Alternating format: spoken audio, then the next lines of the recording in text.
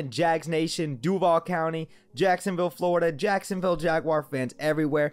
Man, how are y'all feeling? Because I know I am still excited, still happy. I'm still riding my football high from that win last week versus the Miami Dolphins over in London. Thank you, Matthew Wright, for blessing the city of Jacksonville and ending that 20-game losing streak, 399 consecutive days without a win in the city of Jacksonville. And we finally got it because I am still on that football high, and I know you guys are too, but I'm ready to take care of business versus the Seattle Seahawks in week 8. But right now, we're on our bye week, and there's some things I want to discuss when it comes to the Jags in this bye week. I'm going to be discussing the offense, the defense, the coaching staff, and then also a player I really want to discuss. So Jags fans, let's just get right into this. Now, the first thing I want to talk about when it comes to the offense is got to be Trevor Lawrence, White Jesus, Mr. Sunshine, whatever you want to call him, the guy who's going to be the savior and franchise quarterback of this franchise. Now look, I've never been more grateful for 15 straight L's in my life because we have this guy back there. Now Trevor Lawrence obviously got off to a rough start, at least in the first 3 games of the season, has really picked it up since that Thursday primetime night football game versus the Cincinnati Bengals when we narrowly lost that game 24-21. But after last week's performance and the Jags delivering a win, you see the continuity building in this offense. You see the development of Trevor Lawrence's game and how he's actually taken more onus of this offense. Trevor Lawrence is also picking his spots, knowing when he can make a pass and also just making the smart play, throwing it out of bounds if he has to, not really trying to do anything crazy and force the ball into tight areas, which is something that's going to be learned and developed within the game. And you see the arm talent and you see the presence that this guy has in the team, in the locker room. I mean, look, even after Matthew Wright made those game-winning field goals, Marvin Jones gave the game ball to Trevor Lawrence because everyone knows this is Trevor Lawrence's team, his franchise, and everyone has this guy's back because we see how tremendous Trevor Lawrence is. 7 touchdowns, 8 interceptions, 1,400 passing yards through the first part of the season. I believe 56% completion percentage as well. Trevor Lawrence, as I said, got off to a rough start, but you see him building more continuity, and he's a lot more comfortable in this offense now that things have kind of started to pick up a little bit for him. He's learning the speed of the NFL game. But something else I really want to discuss with this offense is not just the fact that the offensive line has played very, very well and surpassed expectations. This entire offense has surpassed expectations. When you saw guys like ETN, our 25th overall pick, and DJ Chark go out for the year, prayers up for you, DJ Chark, and ETN, of course, still. The Jags offense does not have a lot of talent. Marvin Jones Jr. is our best receiver, and he's the most reliable receiver. Marvin Jones is a great guy, don't get me wrong. But the fact that Marvin Jones Jr., Laviska Shenault, and Jamal Agnew are your 3 receivers as we speak, and you guys are consistently in the game, putting up points and doing your thing offensively, then you've got the most inconsistent tight end in NFL history, it feels like, with Dan Arnold. Luke Farrell's been nice and chipped in. James Robinson is a top 10 back in the NFL. I think that's pretty undisputed now. This Jags offense has definitely surpassed expectations, and I think with the lack of talent on this roster, offensively speaking, they are doing a phenomenal job. Let's credit that to Darrell Bevell, Urban Meyer, the rest of the coaching staff, but also Trevor Lawrence is ultimately the difference maker. Jaguar fans are getting a breath of fresh air because we've never seen great quarterback play in Jacksonville, to put it plain and simple, at least in 20 years with Mark Brunell. You know, I love David Garrard. Byron Leftwich had his moments. Blaine Gabbert was never the guy. Gardner Minshew, meh. Blake Bortles, meh. Love you, but Trevor Lawrence is different. He's already going to be the greatest quarterback in Jaguars history. We all know this. Now on to the defensive side of the ball. The Jags defense has improved in a lot of ways, and especially in the run defense. The Jags this year are only averaging 3.7 rush yards per attempt, which is number 5 or number 4 in the NFL, if I'm not mistaken.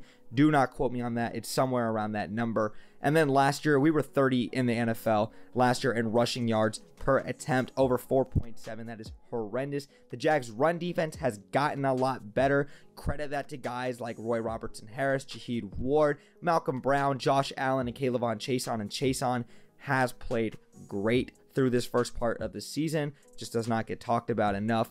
Miles Jack obviously missed the game last week in London, but he will be back. This Jags defense honestly has improved in a lot of weeks, but the thing is, they're either hot or they're cold. You saw versus Cincinnati, the first half we shut them out, but then also they go up and score 24 points in the second half to win the game. That cannot happen. Same thing versus Denver. Denver only scored 23 points on our defense, but the offense was not consistent. They only put up 13 points. Hell, the offense only put up 7 points. My bad. Jamal Agnew had that return for a touchdown. That's besides the point.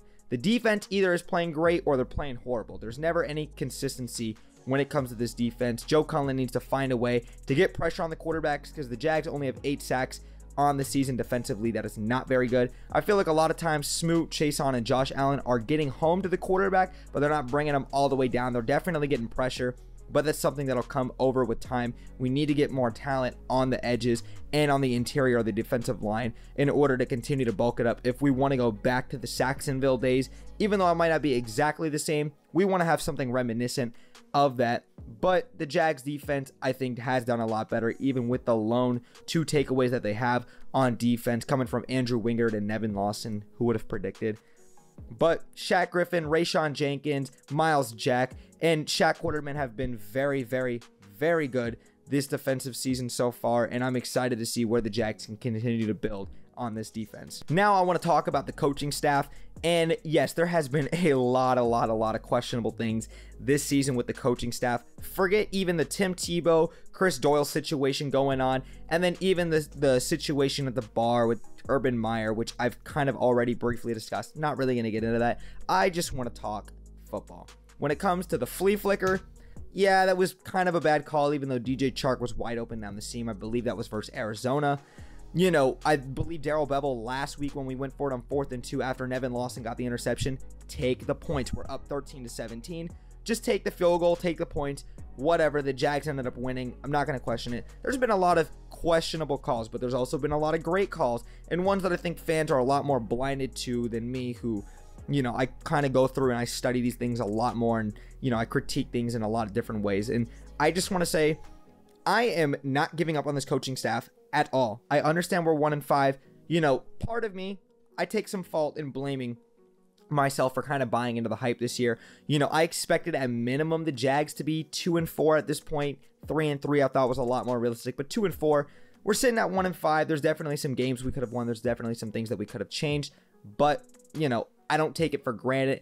Urban Meyer's clearly adapting to the NFL game. Trevor Lawrence. You've got a brand new coaching staff, brand new regime, brand new GM, OC, DC from Darrell Bevel, Joe Cullen, Charlie Strong. You name it. This team is brand new, but you see them getting better every single week. I'm not giving up on this coaching staff. I'm not giving up on Urban Meyer. Even if the Jags go 4-13 or they go 5-12, whatever it may be, wherever the Jags finish this year, I am not giving up on Urban Meyer. I want Urban Meyer to continue to be the coach of this football team. Let me be clear. Obviously, that's subject to change. If things occur, or if, you know, Urban Meyer says that he's not fully devoted to being a Jacksonville Jaguar at the end of the year, then fine. Those things are subject to change. But as we speak right now, I don't just want to bring a head coach in here after year 1 with a rookie quarterback who is going to be the franchise quarterback and be like, yep, let's just let him leave and walk out the door after we just paid him all this money. No, this is a process. And I believe that we're going to be even better next year. You've got to have these guys having continuity together. Own it. That's all I'm going to say, as Urban Meyer would say. And then the last thing I want to discuss when it comes to the Jags in this bye week really has got to be Jamal Agnew. I mean, I can't speak enough about Jamal Agnew. You know, this guy, when I saw him come over from Detroit, and, you know, I was reading a lot of Twitter feeds, you know, from a lot of Detroit fans and just kind of like watching highlights. I was like, oh my God, like, this guy's for real. And, you know, me being a short guy, love seeing short guys, you know, have the explosiveness and the ability to, you know, break out into the open field and just do crazy things. And when I saw what Jamal Agnew was doing, I was like, oh, this guy's for real. This guy is seriously Devin Hester 2.0. Duval's Devin Hester.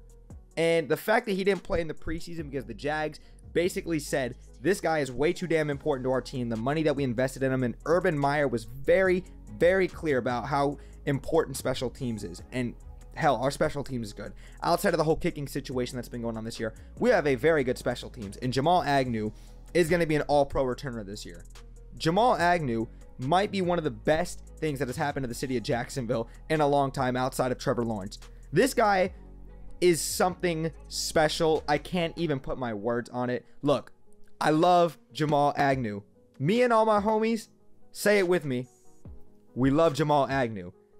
That is the quote from now on. Just putting that out there.